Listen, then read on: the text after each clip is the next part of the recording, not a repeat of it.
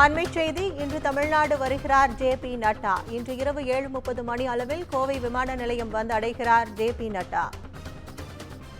தமிழ்நாடு பாஜகவை கவனிக்க அமைக்கப்பட்டுள்ள ஒருங்கிணைப்பு குழுவினருடன் ஜே.பி. நட்டா ஆலோசனை நடத்தவுள்ளார். ஆலோசனையை முடித்து பாலக்காடு செல்லும் ஜே.பி. நட்டா அங்கு RSS தலைவர் மோகன் பகவத் தலைமையில் நடைபெறும் கூட்டத்தில் பங்கேற்கிறார்.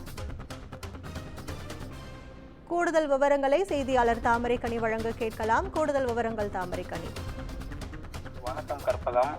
இன்று இரவு தமிழ்நாடு வருகிறார் பாஜக தேசிய தலைவர் ஜே.பி. நட்டா. குறிப்பாக ஆட்சி பொறுப்பேற்றதுக்கு பிறகு தற்போது தமிழகமானது முதல் முறையாக வருவதாக தகவலானது ஏற்பட்டிருக்கிறது. குறிப்பாக டெல்லியில் இருந்து விமானம் மூலம் நேரடியாக 7:30 மணி அளவில் கோவை வந்தடைகிறார் ஜே.பி. நட்டா.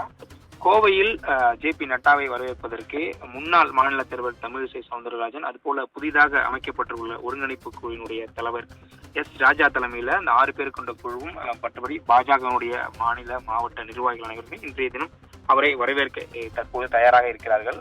குறிப்பாக கோவை வரக்கூடிய ஜே.பி. நட்டாவுடன் இந்த பாஜகவை தற்போது கவனிக்க புதிதாக அமைக்கப்பட்டிருக்கக்கூடிய அந்த ஒருங்கிணைப்பு குழுவுடன் சில ஆலோசனையானது மேற்கொள்ள இருப்பதாக தகவலானது வெளியாகி இருக்கிறது.